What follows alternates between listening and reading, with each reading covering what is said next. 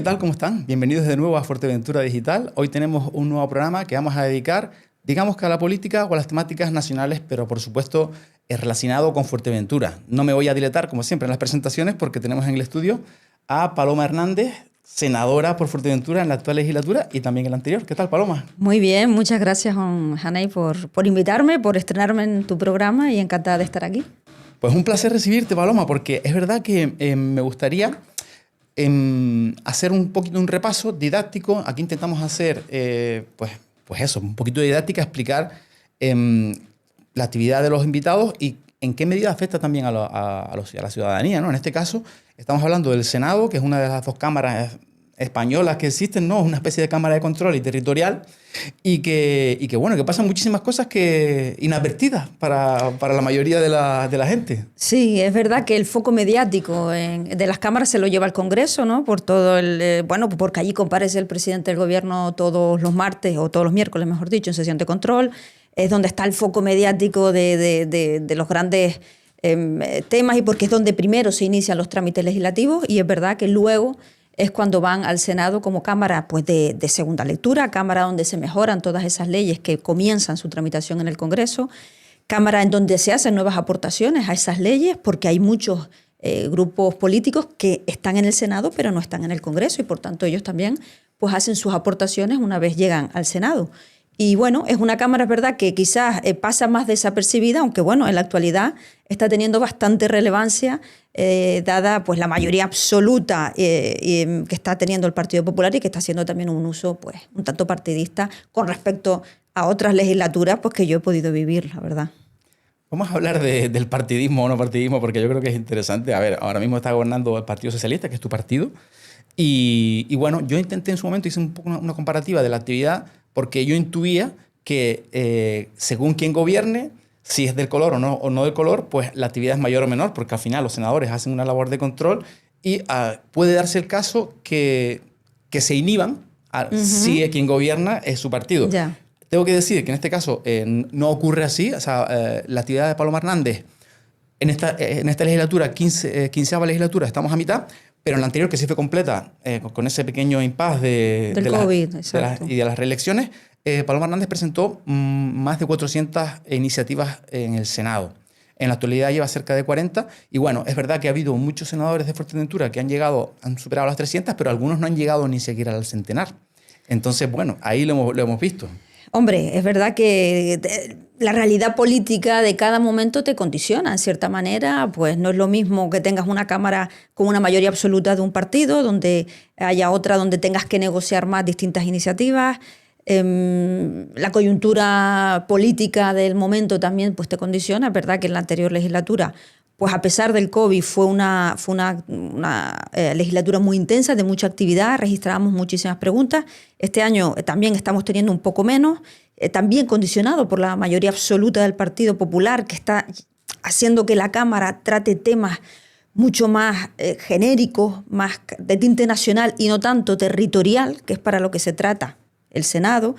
Quizás está conduciendo el debate político más al barro que estamos viendo todos los martes en la sesión de control. Quien quiera conectarse puede verlo y seguirnos en directo todos los martes en el Pleno, ¿no?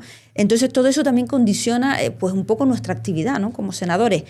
A pesar de eso, hay muchos asuntos de Fuerteventura que los estoy tratando, igual no por escrito, no consta, pero sí de otra manera. Me voy a los ministerios, entablo reuniones, hablo con ministros, con gabinetes, con secretarios de Estado y trasladas la realidad de la isla y trabajamos por mejoras como estamos viendo también que hemos conseguido en los últimos meses y en los últimos años, ¿no? Es que sobre eso quería preguntar directamente, porque analizando las actividades, los periodistas hacemos ese seguimiento un poco, y es verdad que al ser el Senado una Cámara territorial se elige por territorios. Y correcto.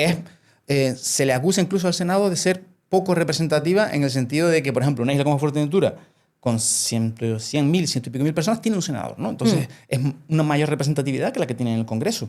Sin embargo, hemos visto que, por ejemplo, la palabra Fuerteventura se menciona muy poco. Tú comentas que se hace por detrás, en las reuniones, el contacto con los ministerios y demás. Pero es verdad que en este caso el senador es uno por isla. Eso es un logro que se consiguió. Sí. Hombre, es la peculiaridad que tiene con respecto al Congreso, que es importante que la gente, que la ciudadanía lo sepa. todas las islas, todas las provincias de España tienen un senador. Y todas las islas, sea grande o sea pequeña, va a tener mínimo un senador. Tiene un representante político en una Cámara Legislativa, mientras que en el Congreso, por ejemplo, no tenemos directamente a nadie de Fuerteventura, porque la lista es provincial, no es por isla, es por provincia, es diferente. Claro, pero por eso mismo yo tengo esa duda o esa pregunta que la quiero hacer directamente. Es decir, en otros sistemas, el británico o el americano, el más famoso, pues los senadores y congresistas están como mucho más apegados a su circunscripción. Porque esto también pasa en el Congreso. Es decir, el senador o congresista está como muy directamente relacionado con sus votantes y muchas veces se enfrenta con la presidencia o con tal porque sabe que tiene que responder después ante la ciudadanía. Y yo noto, corrígeme si me equivoco, que en el Senado y en el Congreso actualmente es que lo vemos hasta en las votaciones, ¿no? Que es decir, que se señala lo que tienen que hacer y los veo menos combativos. Hombre, a ver, yo mis peleas las tengo con los ministros, mis peleas con los secretarios de Estado, mis enfados, mis exigencias. Lo que pasa es que no voy contándolo, ni voy haciendo espavientos, ni voy diciendo, mira, no es mi talante, para empezar, no es mi talante. Mi talante es trabajo, diálogo, acuerdos, insistir, ahí no, yo creo que poca gente me gana porque estoy detrás de muchas veces de los temas de pesada, pero es lo que hay que hacer. Ahora, no me gusta entrar ni en sacarlo en prensa ni sacar en crispación. Yo al ministro del Interior suelo hablar muchas veces o insisto por el problema que había, ¿no? Quizás con el déficit que teníamos o con el malestar que había en carencia de efectivos de Guardia Civil o de Policía Nacional, que es verdad que se ha incrementado. Y eso hay que decirlo y reconocerlo. En los últimos años se han recuperado con creces las plazas que se suprimieron durante los años del Partido Popular. En Canarias solo ya tenemos más de 8.000 recuperados. Plazas, quiero decir, a principios del 2015. El horario del aeropuerto, que ha entrado en vigor el 1 de noviembre, era una demanda que tenían algunas aerolíneas y hemos estado hablando con AENA, hablábamos con la Secretaría de Estado de Transportes. La electrificación del puerto de Puerto del Rosario era otra demanda de los vecinos de toda la zona del centro. Yo ahí presenté una iniciativa, una PNL, explicando que es que Puerto del Rosario es un puerto que está en ciudad, o sea, que era de los primeros a los que se tiene que electrificar porque la entrada de los buques afecta a la ciudadanía y afecta a los vecinos. Pues ahí se registró una iniciativa, se ha hablado con las distintas entidades que tenían que hacerlo y muchos otros temas pues que estamos detrás. Lo que pasa es que, bueno, quizás estamos acostumbrados a que el trabajo político sea batalla, sea agresiva, sea de crispación. Y yo creo que ese no es el talante que tiene que ser. Y otra prueba muy reciente, la antena famosa de Antigua, sí, del Ayuntamiento de Antigua. ¿Cómo se consiguió? Pues yendo a hablar, mediando. Fue el ministerio, el ministro Óscar López, con Ángel Víctor Torres. A mí también yo estuve informándome del tema y ya me dijeron, hay una reunión consensuada en el ministerio, vamos a intentar llegar a un acuerdo. Y fue así como se trabajan las cosas, saliendo de la crispación, pero poniéndonos con los temas, ¿no? Y esa es otra prueba de que se consiguen y se hace trabajo para ir por Fuerteventura, aunque no haya ese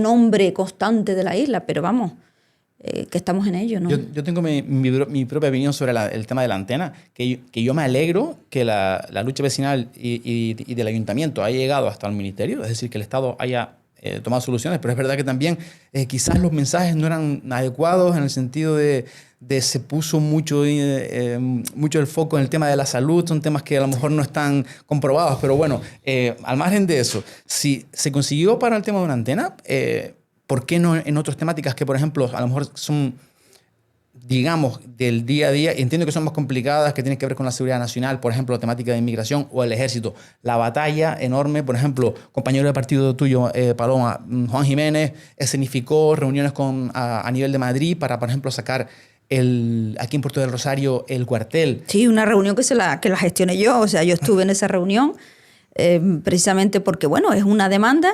Es verdad que quedó en que el ayuntamiento tenía que ofrecer un suelo alternativo para poder ubicar esas instalaciones y ahí el ayuntamiento sé que quedó en mirarlo y poner en contacto. Normalmente yo gestiono esas reuniones en un ministerio, les hago nos sentamos, vemos la coordinación, esa mediación, luego hago el seguimiento, pero hasta donde yo puedo, ¿no? Yo sé que ya después entró el cambio de legislatura, sé que el ayuntamiento estuvo mirando alguna parcela por la zona del Matorral, por allí, por el aeropuerto y demás, había ciertas restricciones por seguridad aérea.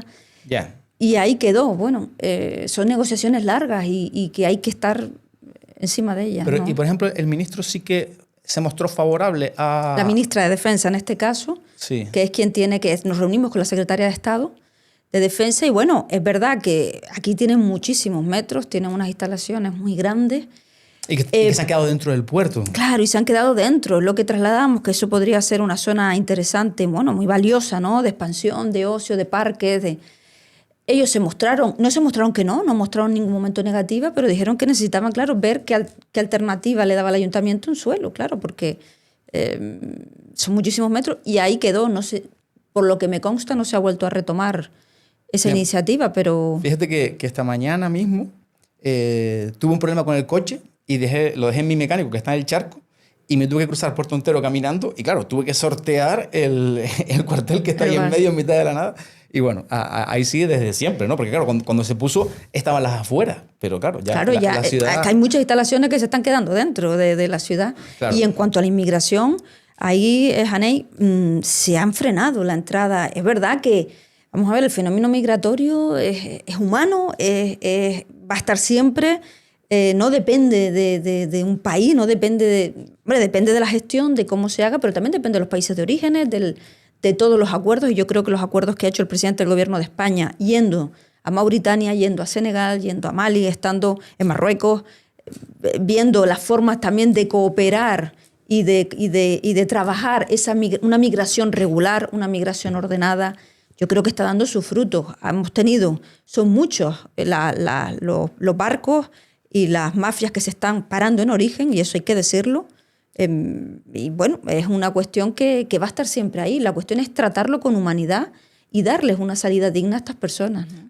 Te quería preguntar justamente al respecto, porque es cierto que hemos visto un decrecimiento de las pateras. Es decir, y uno intuye, porque eso no se puede saber, o por lo menos se escapa al control de uno, en qué sentido las relaciones entre los estados influyen. Hemos visto que, por ejemplo, la mayor crisis que tuvimos en ese sentido fue cuando el gobierno de España dio acogida a Brahim Gali, que era el secretario del Polisario, y automáticamente, en una especie que todo el mundo interpretó de represalia, se abrieron las fronteras y entraron 10.000 chiquillos que estaban en la calle, menores, mayores y demás, y abrieron las puertas. Entonces, claro, eso se ve claramente como, en ese momento concreto, uno se da cuenta de que por parte del otro Estado hay una especie de control de la frontera y que lo pueden utilizar con la misma digamos, disertación, con la misma lógica.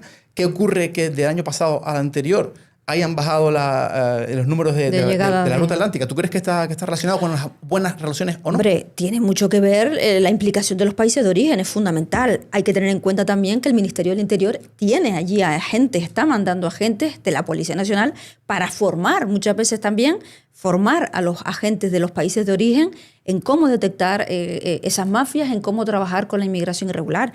Se están desmantelando, lo hemos visto, tanto allí como aquí en Canarias, muchas mafias que traían, que hacían negocio, ¿no? con este drama. Claro que tiene que ver los países de origen. Hemos tenido muchos ministros también trabajando lo que es la migración regular ordenada para puestos de trabajo, para campañas, tanto de agricultura, campañas de ganadería, aquí en origen, de forma que quien quiera venir a trabajar pueda venir, trabaja y luego se vuelve de una manera controlada. Eso también está dando sus frutos, esa inversión en formación profesional y en distintos ciclos que se está intentando potenciar en estos países de origen. Yo creo que todo esto está contribuyendo a que baje la inmigración y a dar otra salida. Claro que tiene mucho que ver, pero lo que tenemos que también tener en cuenta es la política migratoria en origen de integración. Y yo ahí echo en falta, hay mucha política migratoria local, municipal, en los territorios, para acabar con estos bulos, para acabar con esta discriminación que algunos partidos y algunas personas hacen contra la migración. Y hay que tener en cuenta, 11 comunidades autónomas, Ceuta y Melilla, no tienen todavía actualizados unos planes de integración local, ¿no? Y eso es fundamental. Te voy a dar la razón en ese sentido, porque evidentemente hay que hacer un trabajo de integración a todos los niveles. Es decir, al final muchas veces la delincuencia que se relaciona con la inmigración, pues está relacionada con el modo de vida o de integración o no, o de que están en barrios disgregados y que muchos no tienen opciones de trabajar. Pero te voy a llevar la contraria en una cosa, Paloma. Es decir, hoy en día para ciertos países, porque no todo el mundo es igual ante la ley, depende de dónde venga. Es decir, hay países que tenemos acuerdos para trabajar. Por ejemplo, una Sí. persona de Colombia tiene, solamente por ser de ese país, porque hay un acuerdo bilateral, la opción de trabajar nada más llegar. ¿Y qué ocurre con los africanos? Que es al contrario. Hacía poco hemos visto, oye, la labor de control de los cuerpos policiales que sancionaban a empresas por tener personas ilegales. Pero esas personas están en una... Irregular, situación irregular, no ilegal. Claro, pero están en una encrucijada, Paloma, en el sentido de que para poder tener un permiso tienen que haber trabajado. Pero si no pueden trabajar, ¿cómo se les contrata? Entonces, estamos sancionando a las empresas que hacen el esfuerzo de ponerlos a trabajar, que dirán que muchas veces dirán que están en condiciones malas o lo que sea, pero entonces, bueno, claro... la pescadilla que se muerde la cola, es lo que tú quieres. Bueno, hay muchas maneras de hacerlo de forma legal. Yo creo que el otro día asistí a la inauguración del Hotel Meliá en Morrojable y ya han formado... Sí, lo he visto. Lo has visto, ¿no? A casi 50 jóvenes extutelados que eran menores, que llegaron, menores migrantes, los han formado y los han reinsertado y están trabajando en ese hotel y felices, contentos, haciendo una labor, además que no encuentra mano de obra y encantados el hotelero y tanto los jóvenes que pueden hacer un proyecto de vida. Yo creo que hay fórmulas. No es cuestión, hay mucho empresario, también es verdad que igual se beneficia, explota y malcontrata y se vale de la necesidad de estas personas. Yo creo que se puede hacer de buenas maneras. Hay voluntad del gobierno de que las empresas que necesiten mano de obra puedan tirar de personas.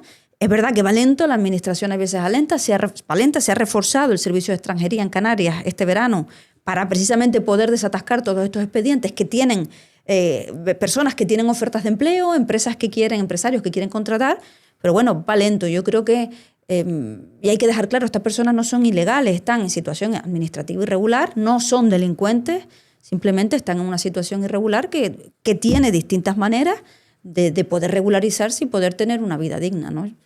¿Crees que puede tener algún punto de razón, sobre todo en los que más ruido están haciendo al respecto es Vox, ¿no? Que imagino que estarán, yo no estoy siguiendo el debate del Senado porque no me da la vida, pero entiendo que estarán tratando esa temática igualmente. Es verdad que estoy de acuerdo contigo, una persona no es ilegal, una persona no puede ser ilegal, pero sí es cierto que a las personas que sí que cometen actos ilegales, que delinquen, y que pueden reincidir. Claro. Es decir, tenemos mecanismos de control. Pero es que la ley es igual para todo. La ley es igual. Yo no sé de dónde sacan que a estas personas se les permite hacer lo que quieren. Tú me entiendes que hace muchos años, Paloma, cuando, por ejemplo, una violación o un robo o delincuentes que son reincidentes y siguen y son inmigrantes, entiendo que como cualquier delincuente de cualquier nacionalidad, claro. pero ellos ponen el foco sobre eso. Claro, pero entonces, ¿crees que se puede actuar o que se debe actuar al respecto? No, pero es que para ellos cae el peso de la ley, sea majorero, sea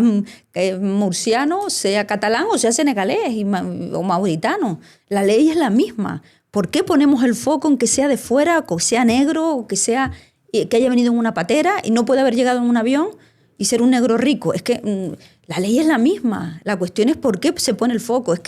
Y además no son así los datos. Los datos demuestran que es lo mínimo. Las personas inmigrantes que sí, que delinquen, por supuesto, el máximo peso de la ley y son juzgados igual. Pero ¿por qué se hace esa distinción? Porque lo que se quiere es echar porquería, iba a decir, en el aspecto migratorio. Es una cuestión de racismo. Es una cuestión de racismo. Igual que se han negado a acoger a los menores que están aquí en Canarias. Los más de casi 5.000 niños que había en las comunidades autónomas se han negado a acogerlos. Cuando no supone para Madrid o para grandes comunidades autónomas, no supondría acoger 100 niños más o menos, y a los ucranianos sí. Es una cuestión de racismo puro y duro, Janey. Y la ley cae igual. No sé por qué hacen esa distinción, porque les interesa, lógicamente. Y después la doble hipocresía, porque estas personas migrantes están haciendo los trabajos que no queremos, los nacionales. Es que es la doble hipocresía. Pero entonces, claro, lo que comentabas, habría que facilitarles que puedan trabajar. Claro, no. Se les está facilitando en muchos aspectos, están pidiendo arraigo. Es verdad que la mecánica va lenta, pero en origen también pues pueden pedir las ofertas de trabajo. Pero es una realidad que están trabajando y que se les está intentando facilitar desde que tienen contrato de trabajo, ¿no? ¿Has estado siguiendo, porque también es una temática de actualidad en Canarias, el traslado de los menores migrantes que tienen derecho a asilo? Porque muchos correcto, cuando vienen de países que están en guerra o han demostrado, acreditado que pueden tener una situación de vulnerabilidad, pues el Estado les da una protección extra. Exacto. Ya de entrada son menores y las comunidades autónomas se tienen que hacer cargo de ellos. Pero ahora se ha hablado y ha dado 1000 vueltas a todos los niveles, Gobierno de Canarias, Congreso, Gobierno de España, Ministerio, etcétera. Y al final ha tenido que ser el Supremo el que les ponga tanto al Estado el que decida, como al Gobierno de Canarias, oye, mira, ustedes se tienen que poner de acuerdo de una vez y hacer este reparto, ¿no? Porque me da mucha pena que hayamos llegado a este punto, porque evidentemente el esfuerzo, que creo que nadie lo puede negar, que está haciendo el Gobierno de Canarias, Sí. acogiendo a cerca de 6.000 menores migrantes, es una No, burrada. si eso nadie lo discute y no es justo, bueno, en el sentido de que es verdad que la casuística que tú comentas, ahí había, se dirimía, ¿no? Por un lado, el menor es competencia, la ley del menor de las comunidades autónomas, por otro, la cuestión del asilo es competencia del Estado. Bueno, ahí los abogados del Estado, los abogados del Gobierno de Canarias discrepaban en quién tenía que prevalecía, ¿no? Si el ser menor o el derecho de asilo. Ahí tuvo que ser un juez el que dictaminara, pues mira, es el derecho de asilo, lo que prevalece es el Estado, ¿no? Quien tiene que asumirlo. 100 y pico menores creo que eran, ahora no recuerdo, no, un poco más, no, era un poco más, 800 creo, ahora no recuerdo. Es verdad que ya el Estado los está asumiendo y están saliendo. Creo que son cerca de un millar. Sí, puede ser cerca de 1000, sí, eran 800 y algo, cerca de 1000. Que ya están saliendo. 1000 menores entre todas las comunidades, pues mira. Claro, pero aparte, decir, tenemos... ¿Tú, Paloma, qué opinas al respecto? No, ¿Cómo mejor era? No, que tiene toda la razón, pero es que aparte, ya no solo estos 1000, los 4000 restantes tienen que repartirse entre todas las comunidades autónomas. Es que no puede Canarias asumir, ninguna comunidad autónoma tiene por qué asumir porque seamos la puerta de entrada. Se tiene que repartir. Yo estoy totalmente, indignada con las comunidades del PP que no han querido asumir. El Estado está haciendo su parte, pero es que las comunidades autónomas del PP ahí se plantaron. Se han negado un poco todas, no solo las del PP, quiero decir. No, hay algunas, han estado saliendo. Asturias llevó... Ahora creo que fueron dos las que asumieron. Ahora Castilla-La Mancha también incluso al principio se negó. Sí, creo que fueron Asturias y Extremadura, puede ser. Bueno, Extremadura, sí, yo tampoco recuerdo ahora exactamente, pero claro que es injusto con el Gobierno de Canarias, tengan el color que tengan. Y el Estado ha obligado por ley a que tengan, con la reforma de la ley de extranjería, que tengan que recoger a asumir y dar una vida. Son niños y niñas, al fin y al cabo. Claro que me parece totalmente injusto. Perfecto. Me alegra escuchar tu postura. Sí, vamos. Te voy a hacer una pregunta muy directa con respecto a otra temática que es confusa, que está, por un lado, los centros de acogida temporal y los centros de los CIES, los CATES, sí. que la gente no entiende la diferencia y que, ahora mismo tenemos CATES en Fuerteventura que están en pisos y que, que por ejemplo, en localidades como el Matorral, pues han generado, mucha confusión y mucha gente y protesta, porque están todos muy cerca, ¿no? Están en la calle, la gente se asusta y demás. Entonces, pero después, por otro lado, está el CIE, que ya son más centros de internamiento y que hemos visto un proyecto que ha sido noticia. ¿Qué nos puedes aclarar? ¿Se va a construir ese tema? ¿Se va a arreglar el Matorral para hacer uno nuevo? ¿Qué va a ocurrir con eso? El CIE estaba en obras, adaptándose, porque es verdad que se había quedado, estuvo cerrado muchos años. Había que hacerse ciertas mejoras y creo que se está trabajando ahí en el Matorral. Es un centro de internamiento extranjero, son centros donde se hace la acreditación, la ficha, como suele decir, policial, y después se derivan. O sea, que es un centro de 48 horas prácticamente, 72. Pero entonces el proyecto que vimos, el que había... Y luego está el CATE, el Centro de Acogida Temporal, ¿no? Que es un centro que se está redactando para tener unas condiciones y demás, ¿no? Hombre, a ver, ahí vuelvo a lo mismo, Janey, políticas de integración. Yo creo que es muy importante también que si esas personas van a estar ahí temporalmente, es verdad también que fluye mucho y muchos emigrantes que llegan se les facilita la salida y se les está facilitando la salida a península. Lo estamos viendo, no tenemos esa presión migratoria aquí en la isla ahora mismo. Las están asumiendo El Hierro y Lanzarote, quizás están yendo más. Y de todas maneras salen. En cuanto llegan, se les facilita, se les acoge, y luego se desvían a península la mayoría y dan el salto a Europa o a donde quieren ir. No estamos notando, pero para evitar precisamente esas... Muchas veces el desconocimiento, ¿no? de cómo funcionan estas personas. ¿Podrías explicar en primer lugar la diferencia entre el CATE y el CIE? Más o menos. Claro, el CIE es un centro de internamiento. El CIE es para ser más vinculado a interior, tema policial. Fíjate que lo gestiona el Ministerio del Interior, donde te cogen las huellas, te salgan el tema óseo o te cogen las pruebas más y te registran, ¿no? Te hacen esa ficha más policial o más de datos. Y luego te pasas a un CATE, a un centro temporal, de acogida temporal.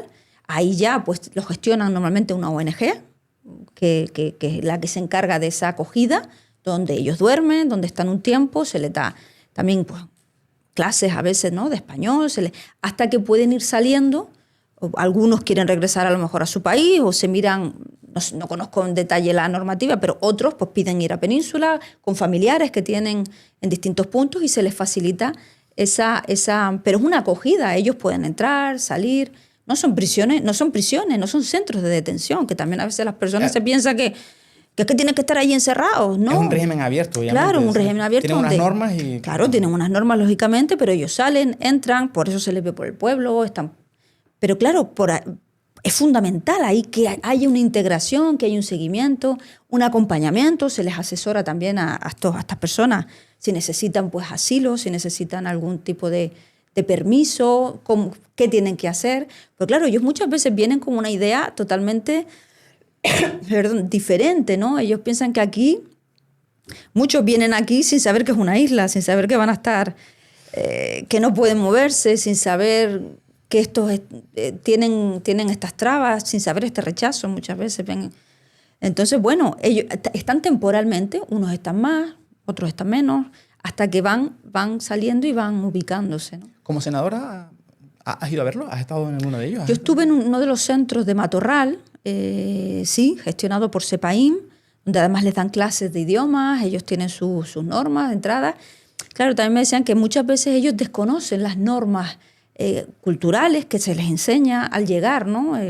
O van juntos, suelen ir muchas veces juntos, pues claro, 4 chicos, 5 chicos de noche, encima si no hay luz, no hay iluminación, claro que te asustas, estás tú caminando y a lo mejor es cuestión a veces de prejuicios. Por eso es fundamental que haya actividades de conocimiento, me contaban una experiencia muy bonita, creo que fue en Parque Holandés, donde la Asociación de Vecinos hizo partícipe, ahí hay un centro de acogida. Con los menores, sí. Con los menores, para participar en las fiestas de la localidad, y les hicieron partícipes que querían incluir en el programa, no incluir partiditos de fútbol, actividades de...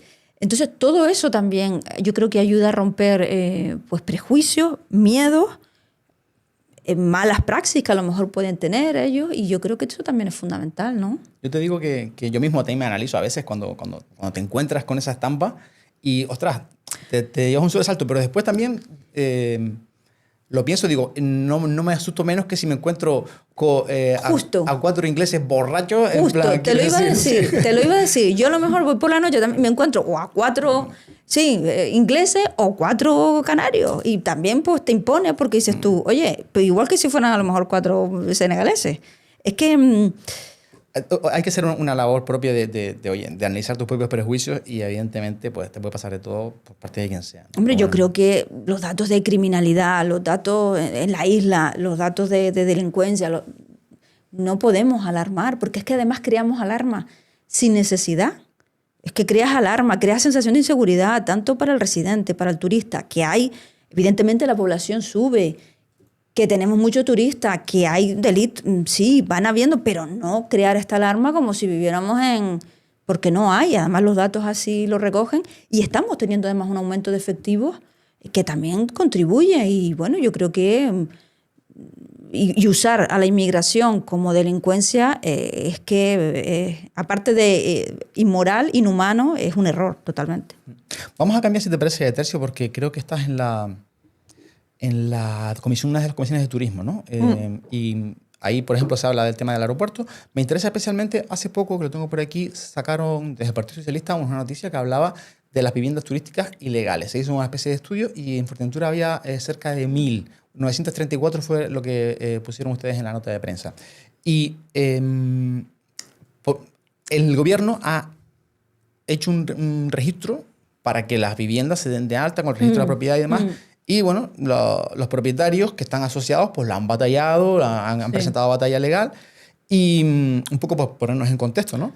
Y al mismo tiempo el gobierno de Canarias, que en este caso son rivales políticos, en el gobierno de Estado está el Partido Socialista y Sumar, y aquí está el PP y el Coalición Canaria también está regulando las viviendas vacacionales. Está claro que es una problemática la vivienda y bueno, se pone el foco. Yo tengo mis dudas de hasta qué punto la vivienda vacacional o sea, puede ser a lo mejor, obviamente en zonas como Corralejo, pues es evidentemente una problemática, pero hasta qué punto a nivel estatal es algo que realmente es preocupante. Me gustaría saber tu opinión al respecto. Hombre, a ver, que es un tema muy de muchas aristas, ¿no?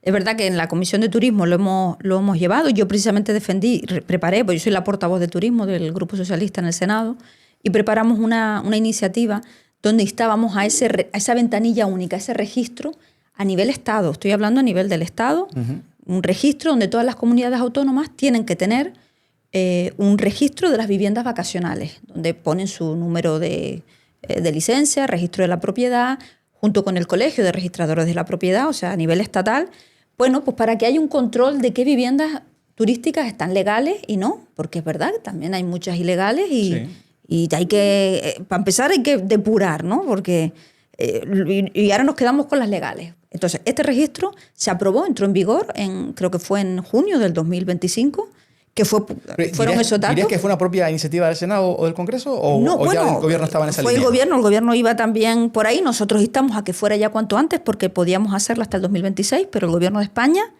comprometido ahí un poco y nosotros presionando desde las distintas fuerzas políticas en las cámaras, decíamos que sea antes, cuanto antes. O sea, esto tiene que ser cuanto antes porque, bueno, es uno de los factores que afecta a la vivienda, tenemos que decirlo, al problema de la vivienda. No es el único. Entonces, bueno, nosotros creo que la iniciativa la presentamos en enero, en febrero, la debatimos en la Comisión de Turismo y la verdad que tuvo el apoyo prácticamente de todos los grupos porque es necesario tener este registro que al menos quite del mercado las ilegales, que son esos datos que tú sacas de que había casi 1.000 en Fuerteventura.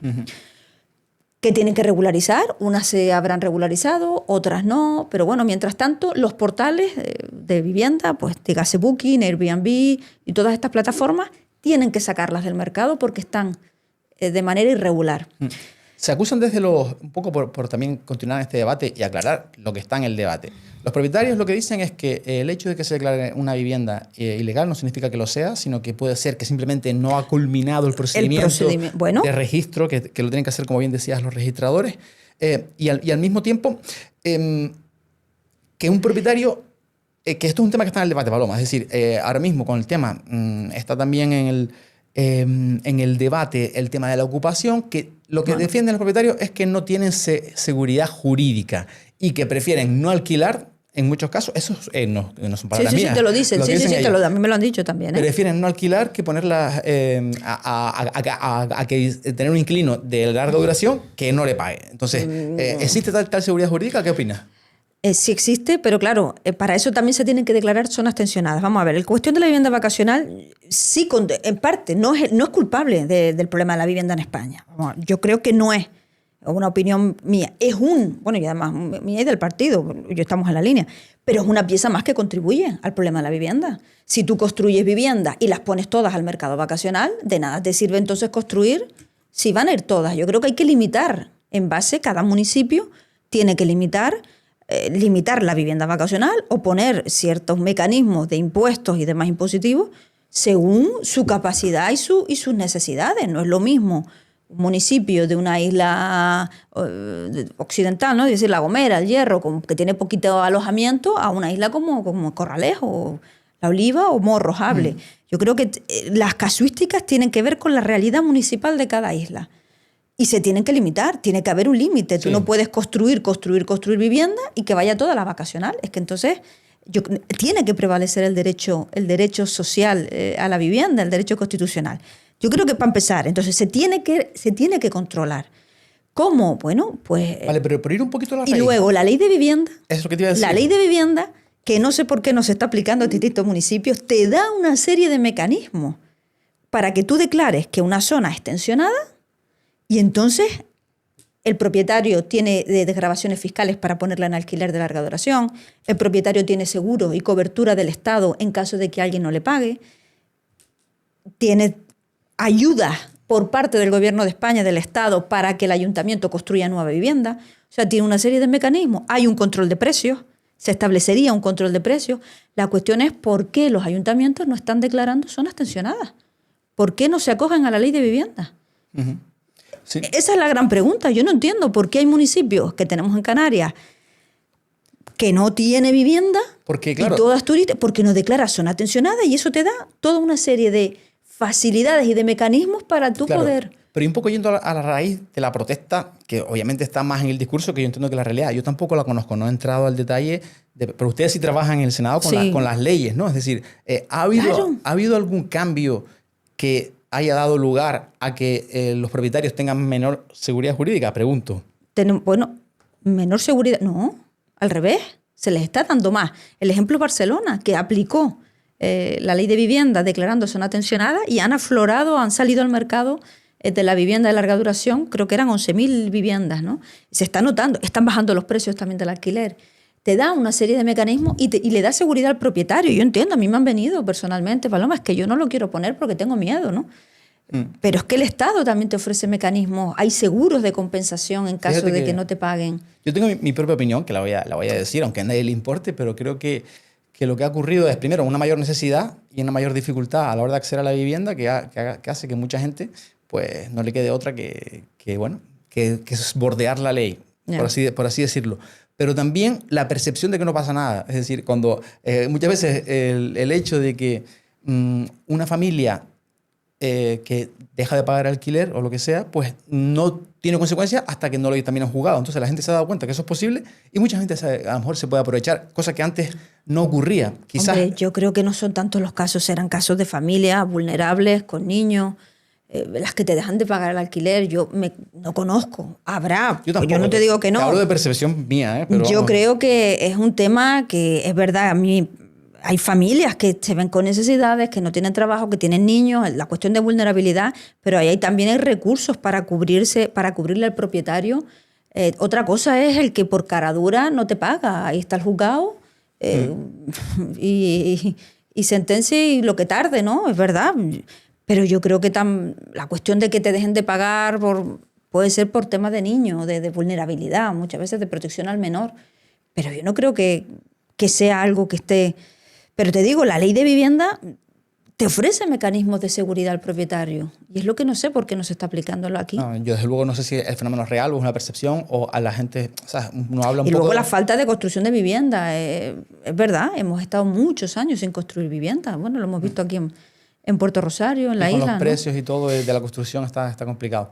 Bueno, de todas maneras, fíjate, te voy a comentar un tema de actualidad que fue polémica la semana pasada con respecto a Marlape, aquí en Puerto del Rosario, que al final el ayuntamiento pues, ha determinado con informes técnicos que hay que demoler, ¿no? Ahí hay una serie de familias que están instauradas y fue muy famoso.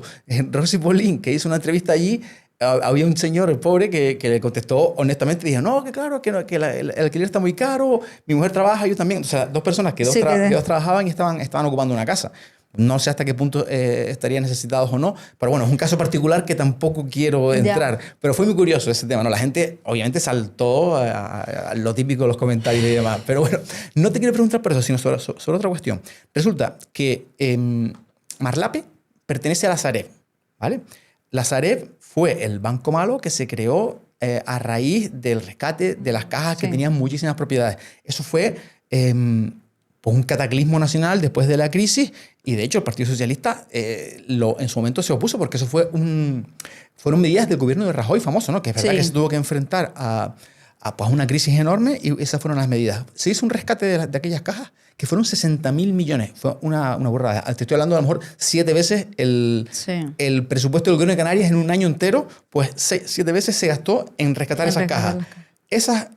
Ahora mismo la Sareb tiene mayoría de participación del Estado, el 51%. Es decir, es una entidad pública. ¿Por qué todas esas viviendas que pertenecen a Sareb, y te pregunto si lo has tocado como senadora, ¿por qué no, si hay miles de viviendas vacías y muchas son de un banco que se rescató, por así decirlo, ¿por qué no se ponen a disposición de la gente? Sí. De hecho, yo organicé una reunión, gestioné la reunión de la Sareb con el Ayuntamiento de Puerto del Rosario en Madrid. Estuvimos allí sentados. ¿Es verdad? Estuvimos viendo esa cuestión. Y ahí se pusieron de acuerdo. El ayuntamiento le trasladó que había una serie de requerimientos técnicos y de urbanísticos, ¿no? Que se le estaba haciendo a la Sareb. Y quedaron ellos en seguir el expediente y ver cómo podían llegar pues a ver cómo recuperar esas viviendas, porque claro, están ocupadas, están en déficit técnicamente, en cuanto a salubridad, claro, tienen un déficit de muchos años abandonadas y había que verlas, ¿no? Yo sé que la Sareb quedó en hacer una visita a esas viviendas, quedaron en contacto con el Ayuntamiento de Puerto del Rosario y ver de qué manera se podía, pues, o recuperar o no. Pero claro, luego el Ayuntamiento ha seguido con el expediente y ha visto que técnicamente y jurídicamente pues no tienen que derruirse. Claro. La cuestión es que además la Sareb va a desaparecer en el año 2027. Todos los activos que tiene la Sareb va a pasar a esta empresa pública de vivienda. La Sareb está muy interesada, lo que nos trasladaban y me trasladaban es que ellos están interesados en deshacerse de todos estos activos porque dándoselo o facilitándoselo o viendo de qué manera lo asumen los ayuntamientos o cada territorio, porque ellos van a acabar dejando de existir en el 2027. O sea, lo que quieren es quitarse todos esos activos, los están vendiendo. De hecho, hablaron de vendérselos o de hacer un programa de reinserción social con estas personas. Y yo sé que quedaron con el ayuntamiento. Creo que al final esa visita que tenían pendiente no fructiferó por no sé qué malentendido hubo ahí con el ayuntamiento. Y hasta que yo veo pues estas últimas noticias de que el ayuntamiento las va a tirar. Tú que has estado sentada entonces en la misma mesa con la Sareb, ¿qué te cuentan ellos? Claro, porque yo lo primero que planteé es que la Sareb destine todas las viviendas que tengan Fuerteventura a los ayuntamientos. Es verdad que no tiene tantas, apenas tienen en la isla, tiene algún local, pero bueno, ellos también están vendiendo todos estos activos, ojo, la Sareb vende. Lo que quieren es quitarse activos, entonces sí es verdad que tienen locales comerciales, algún suelo, pero vivienda como tal prácticamente solo las tenían en Puerto del Rosario. Pero entonces, cuéntame un poquito, que esto me interesa, que estamos ya hablando de la reconversión, de ese rescate que se hizo. Yo, como vecino, como ciudadano, creo que si ese rescate se produjo con dinero público, claro, esas propiedades, más que venderlas, tendrán que ser de la propia. O sea, el Estado pero el dinero está recuperando ese dinero también, porque las está vendiendo. Claro, y muchísimo. Ahora me comenta, Paloma, que que la Sareb se va a reconvertir en una especie de entidad de vivienda pública. Claro. Explícame un poquito eso. Lo ha anunciado la ministra, a lo largo de este año, el año pasado, se va a crear una empresa pública de vivienda que va a ser la encargada de construir vivienda pública, que sea pública toda la vida, no que sea un tiempo y luego se venda, que también es lo que ha ido pasando, o se ha especulado después con ella, que ese ha sido el problema. No, si es pública toda la vida. No vas a poder tú estar 10 años pública y luego la vendo y luego o especulo, que es lo que ha pasado. Entonces, bueno, ahí están trabajando en ello y por eso todos estos activos que no se logren vender de la Sareb en este año o el año que viene, pasarán a esa empresa pública de vivienda que es la que va a gestionar suelo, construir vivienda y demás. Entiendo que es una iniciativa del Partido Socialista. Sí, claro, una iniciativa que ha presentado la ministra, el Gobierno de España, y bueno, yo creo que la hizo pública la semana pasada, o sea que claro, tiene sus tiempos, lleva sus plazos, pero vamos, que el objetivo de la Sareb es recuperar con todo ese dinero y luego poder construir con toda esa vivienda que están vendiendo, recuperar el dinero que se invirtió en su día para poder luego construir, claro, con esa empresa pública. Muy bien. Te voy a preguntar por una temática de rabiosa actualidad que ha sido la comparecencia del presidente del gobierno, Pedro Sánchez, en el Senado, que se ha montado una pelotera enorme porque, bueno, no es habitual que esto pase. Es una comisión de investigación que tiene que ver con el caso Koldo, famoso. Y bueno, se ha dicho de todo, que si al final... claro, es que esto lo comentabas al principio, ¿no? Hasta qué punto la actividad de las cámaras tiene una finalidad, o en este caso, pues es más una significación, ¿no? Depende de quién mire... Lo que se escucha es que Pedro Sánchez se toreó a los senadores de la oposición o que a Pedro Sánchez lo machacaron, ¿no? ¿Tú qué opinas? A ver, ¿Estuviste allí? No estuve allí, además yo tenía agenda aquí, justo tenía agenda en Fuerteventura porque teníamos que visitar, no sé si lo has visto además en mis redes, visitamos distintas entidades del sector social, a DIFUER, visitamos a Divia, visitamos a Somasamen porque teníamos agenda del partido aquí, entonces no me pude quedar. En cualquier caso, yo tampoco soy vocal de la comisión de investigación, normalmente solo asistieron, porque se hablaba también de que igual se abría esa comisión a todos los senadores de la Cámara, al final se decidió que no, que solo asistieran los senadores que forman parte de la comisión de investigación. Es una comisión específica, no es ninguna comisión permanente del Senado. No, es una comisión de investigación. Fíjate tú que esta legislatura, la diferencia de gobernar con mayoría absoluta y partidista, las cosas como son, el Partido Popular, porque se han creado 5 comisiones de investigación, lo que nunca ha tenido el Senado. Normalmente creas una, creas 2, pues si hay sucesos, ¿no? Pues este año ya llevamos 5 comisiones de investigación. Esta es una de ellas que se creó a raíz del caso Mascarillas. Luego ha ido derivando con Koldo y bueno, todo el tema vinculado a mascarillas, pero que ya de mascarillas ya no hablamos.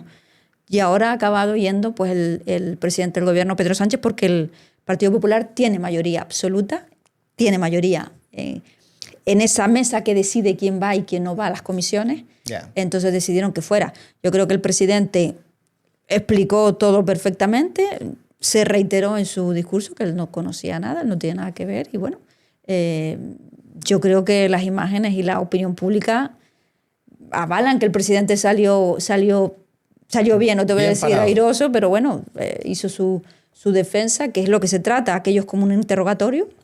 Sí.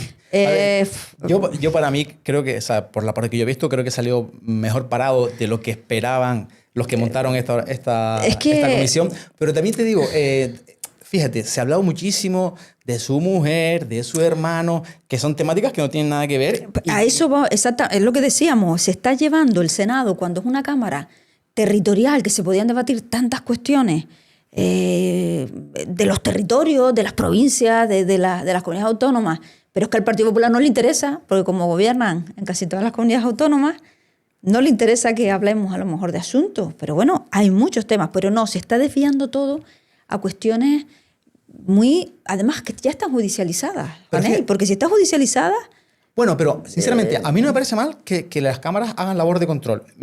Entiendo que puede haber un uso pernicioso, en este caso del Senado, del Congreso, depende de las mayorías, pero en este caso yo creo que, fíjate tú, creo que en el nivel de concepto es positivo que la Cámara sea contraria al gobierno, porque por lo menos hay un mayor control. Y en este caso en concreto, aunque no vaya nada, una comisión de investigación no tiene valor ninguno, es una cuestión de significar, pero bueno, que también a la gente le interesa saber, y en este caso en concreto, pues es evidente, yo creo que el gobierno de España, el Partido Socialista, pues tiene una problemática, ha tenido sus 2 últimos, los cargos de orgánicos, el número 2 es el secretario de organización. Tanto Ábalos como Santos Cerdán está en prisión y Ábalos pues con una investigación enorme, ¿no? Por unas prácticas muy dudosas que veremos en qué queda, pero entiendo que es importante hacer esa fiscalización del gobierno. ¿Tú cómo lo ves? Entonces, y preguntarte a nivel político, ¿cómo lo ves? Porque, por ejemplo, son 2 cargos del partido importantes, del Partido Socialista. Y bueno, no es el primer caso de corrupción que ocurre en España. Venimos de pues prácticamente lo mismo. Entonces, uno como ciudadano lo que piensa es, ostras, es que al final todo se maneja igual. ¿O cómo no, pero hemos sido contundentes. Yo creo que la prueba está ahí, fuera, o sea, a la calle. No queremos corruptos en el partido ni gente que juegue.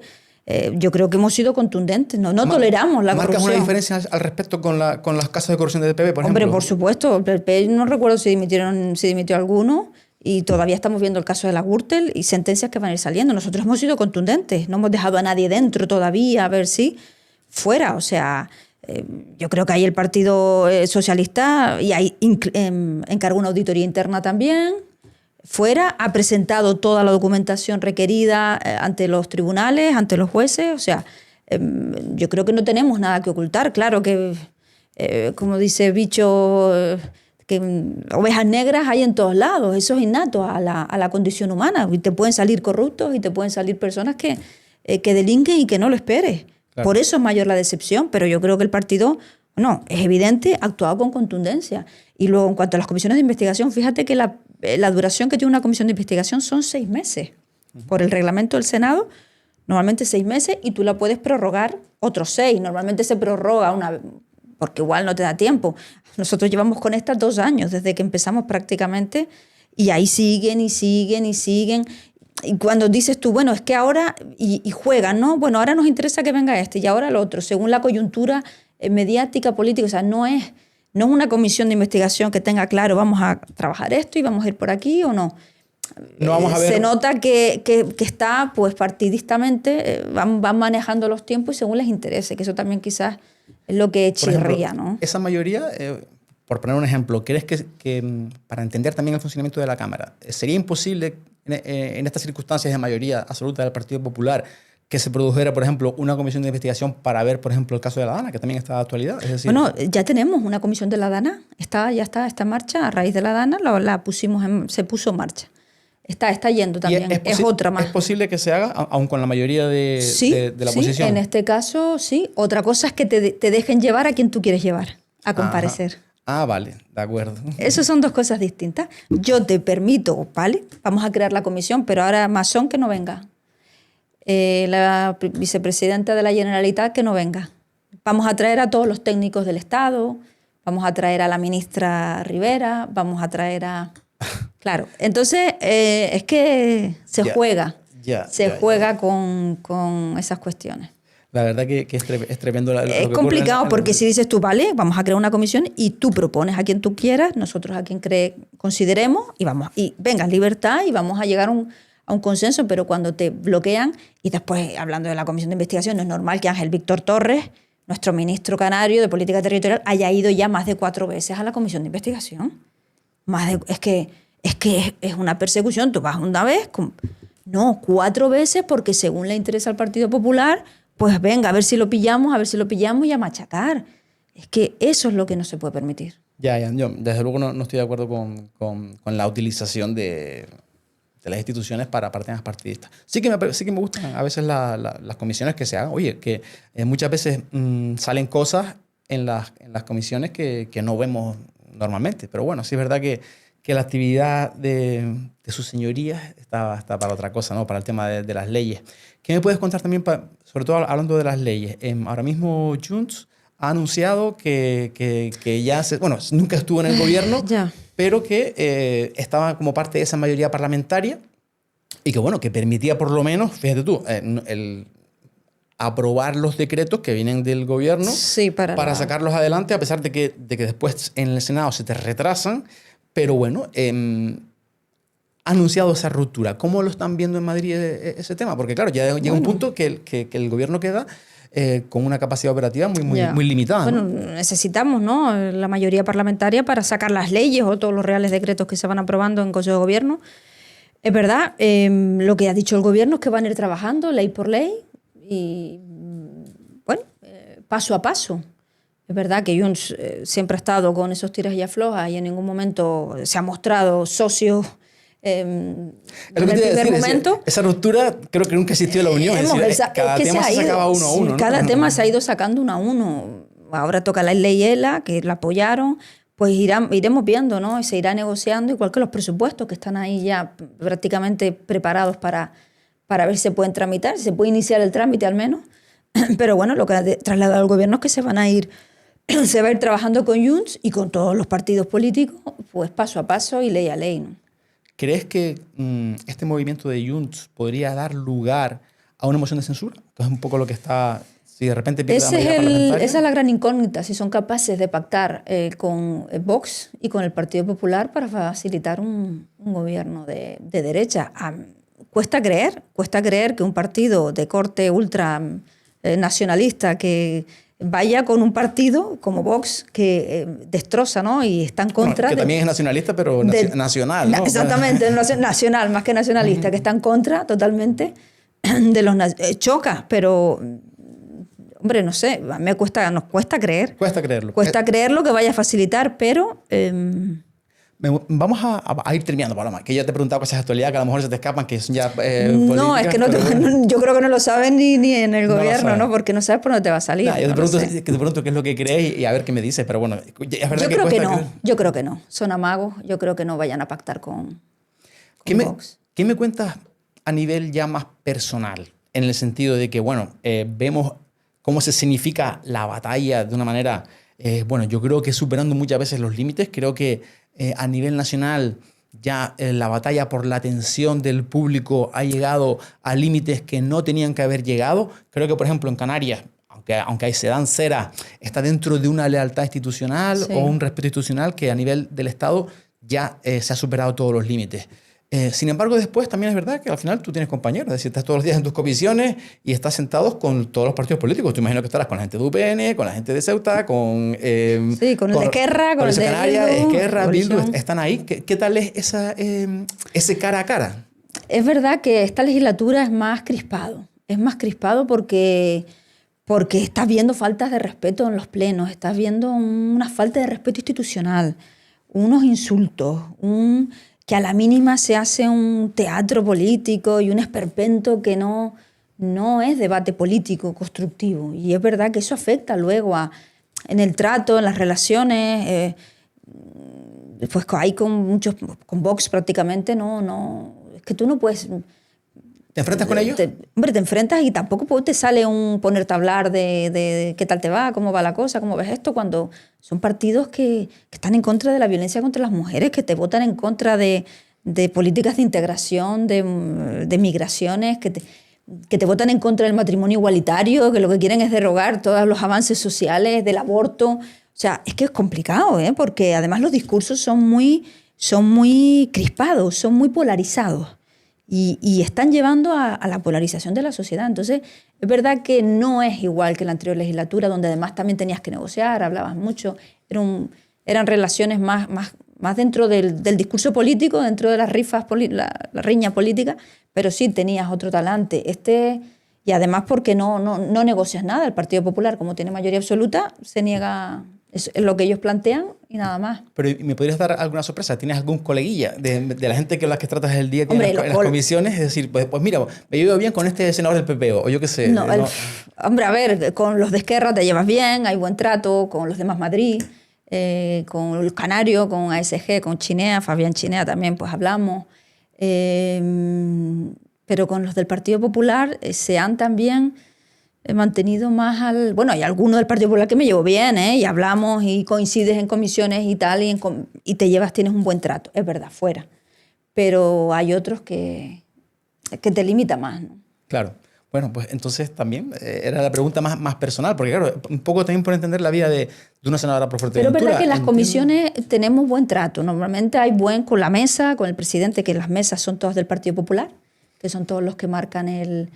Y es verdad que en algunas comisiones hay buen talante, magnífico. Por ejemplo, en Cooperación Internacional es una comisión donde siempre hay consenso, se intenta, pero porque el presidente también viene del mundo de la cooperación internacional, del Partido Popular, y sabe lo que implica un hombre con un gran talante. El presidente de la Comisión de Industria y Turismo. ¿Quién es? Gonzalo, no sé decirte ahora el apellido. Gonzalo, el presidente de la Comisión de Cooperación, un hombre, un gran talante, siempre quiere el consenso, siempre quiere que salgan los temas por unanimidad, intentando, porque la cooperación internacional así lo merece y es una cuestión también muy vinculada a la acción humanitaria, ¿no? Muy bueno, el presidente de la Comisión de Industria y Turismo, también siempre intenta llegar a acuerdos y no no tirar para su bando, ¿no? Por así decir. Comisión de Juventud e Infancia, por ejemplo, tenemos muy claro que la cuestión de los menores son sagradas, que tenemos que trabajar la ley de atención integral menor con el tema digital, fundamental, con el bullying, el control de las redes sociales, el tema de la pornografía infantil. O sea, también hay temas muy sociales de gran consenso que nos lleva a acuerdos y a hablar y a tener una buena sintonía. Bueno, vamos a ir terminando. Me gustaría también un poco por hacer esa parte más didáctica. Estamos a finales del 25, una legislatura que empezaba en el 23, tú llevas en el Senado desde el 19, y bueno, estamos hablando de las leyes.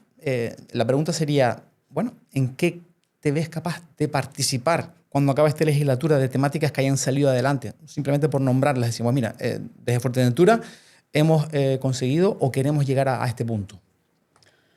Hombre, ¿te refieres pero para después más a nivel queda? legislativo? Es decir, oye, mira, cuando yo termine podré volver contento porque hemos conseguido esto. Hombre, hemos conseguido la ampliación, por ejemplo, de la planta judicial de aquí en Fuerteventura, que ahora ya tiene categoría de magistrado, de magistratura, que era una demanda que venía reclamando todos los operadores jurídicos, por ejemplo, desde hacía muchos años.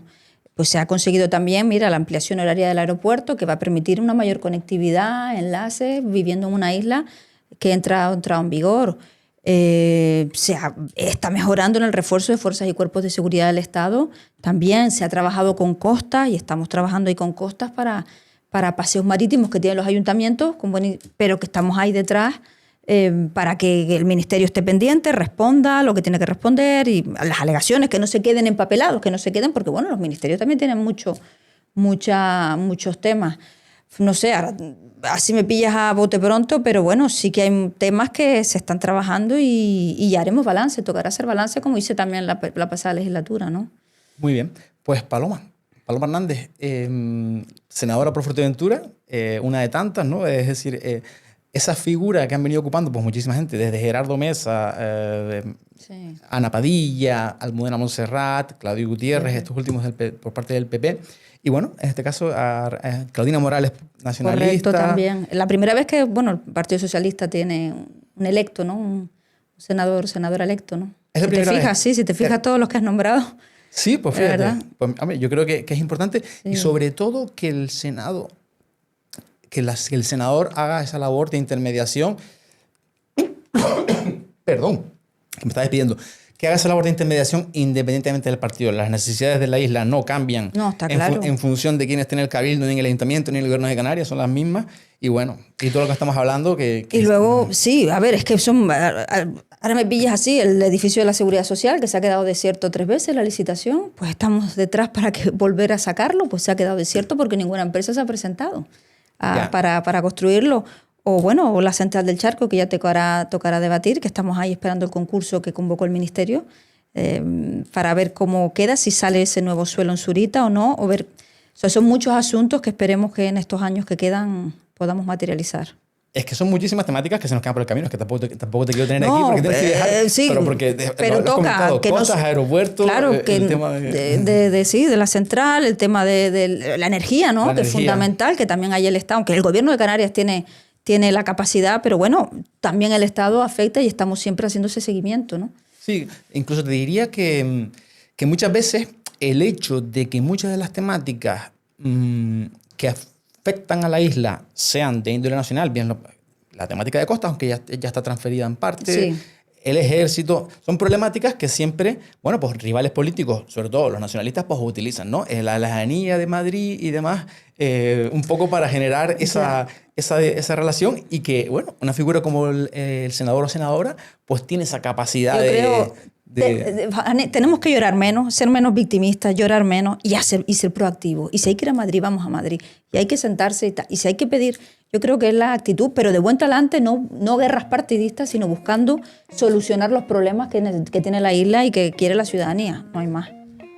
Paloma Hernández, senadora por Fuerteventura, muchísimas gracias por estar aquí hoy. Creo que ha sido interesante. Hemos hablado de muchos temas. De muchos temas y abiertamente, sin esconder nada, y creo que está muy bien. Así que muchas gracias. Pues cuando quieras volvemos, Anaí. Gracias a ti. Y gracias también a ustedes por estar ahí. Espero que les haya gustado este episodio de hoy. Y nada, volveremos como siempre en una nueva edición de Fuerteventura Digital.